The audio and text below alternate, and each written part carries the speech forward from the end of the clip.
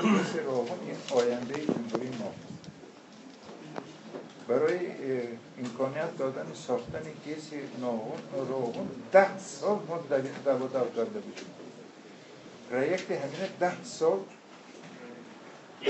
تیار کرده بودیم. 10 سال 47 انستیتوهای دولت شوروی اشتراک داشت.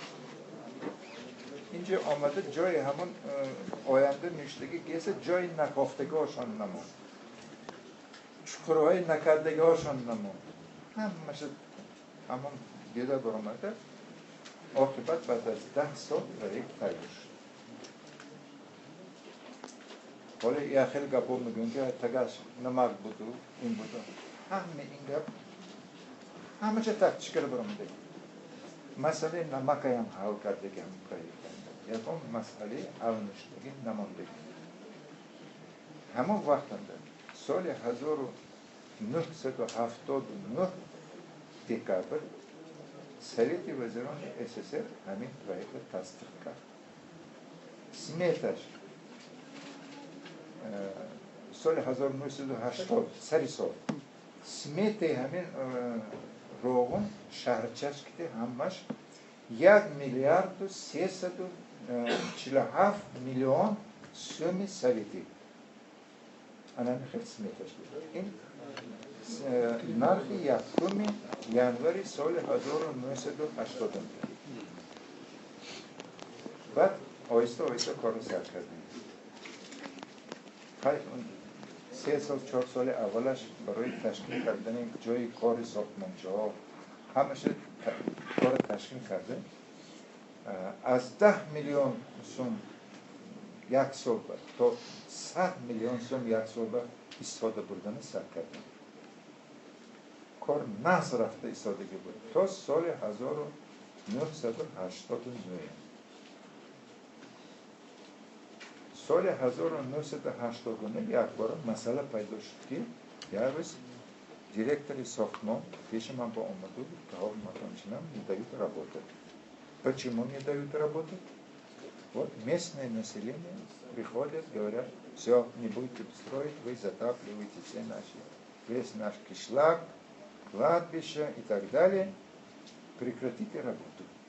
Бросаются под бульдозер, под машину. Все сейчас стоит, мы уже боимся работать. Хай, промада, раз и так это.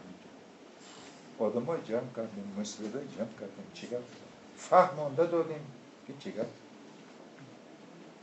خب روز آخر شد، هیچ جا گپ نماند، همه گپای گفتیم.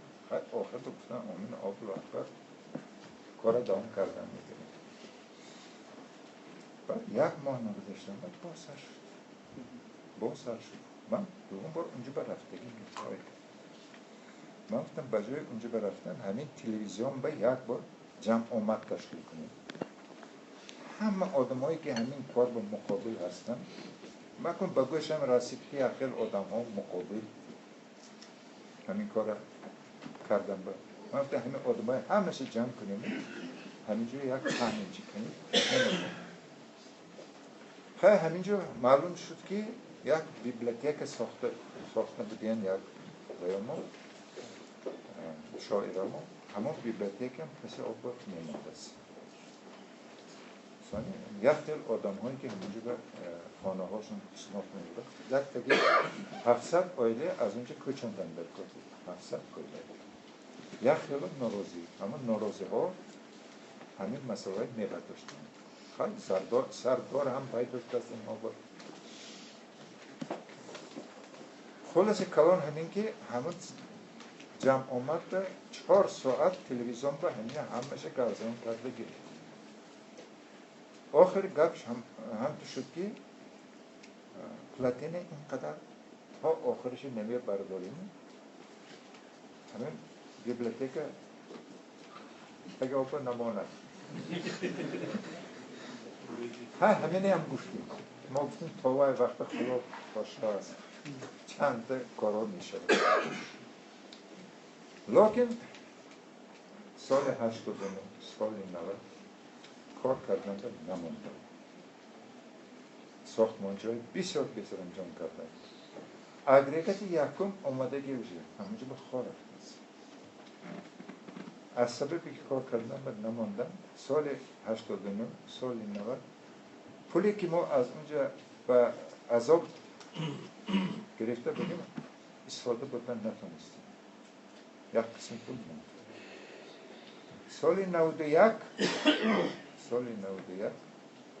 بعد از من از کار رفتم بعد همونجا هم غارتگری سر شده است خیلی غارتگری تمام جمهوری بشدگی من به اومده آدم ها میگفتن کارخانه های ستناکاش افندنش کنده بوده باید سپرده سمی دلالان باید ستناک های نقل آورده ماندگی ستناک های کچنده بوده میتوان به سپرده سمی همین راهوننده 700 تا افتسه مثلا حالا اون کلون بود یک تا اکسکواتور های بسیار یک تا اکسکواتور شکایش اکسکواتور بود اول 20 سال به این کلون زده رفتیم بجا زده رفتیم کی زده رفتیم حاضرم من نمیدونم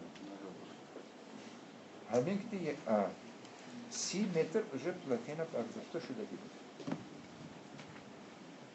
برداشته شدگی بود ما حرکت ما بود که پلاتینا 120 متر میکنیم یکم اگریگات کار میدارد یکم اگریگات نیم قوت کتی 300,000 کیلووات قوت 100 متر بعد از که هر دو اگریگات کار به در آمدن بعد توسنش پیز میره اگر همون جنده میموندن و همین ما کار می در آوردیم هیچ وقت نگاه نکرده ستانس خودش ساخته تمام بوده حسابی در آمده بعد پلاتین آب زیر کرده برفت باید کار کنم 70 کیلومتر اینجا در راههای تکی زمینی هست و جایی که همون اگریگات ها میشه اهم جای وزن انا همونجا ماشین میزار 70 متر بلندش 100 متر درازش 60 متر براش انا همین چکوری تکی زمین میشه این پروژکتش هم که بود که درجه پادستانسی هم تکی زمین از بالا و وقتا در مسئله اتمی بمب که این خیلی کپوستاش دیگه بود که اتمی بمب بود همین اتمی بمبای هم رشد کرده بود برای همین روی زمین به هیچی نیست حتی که زمین کابل رو میبرد سیم قاچه با کشیده میبرد تمام کانتوری هم همون تکی زمین بود کانتوری گس بسیار وی کلان کارخانه کلان مخرج شما رفته دیدگی چیه؟ من دوری بسازیم؟ درست جواب دادم 5 تا 4 تا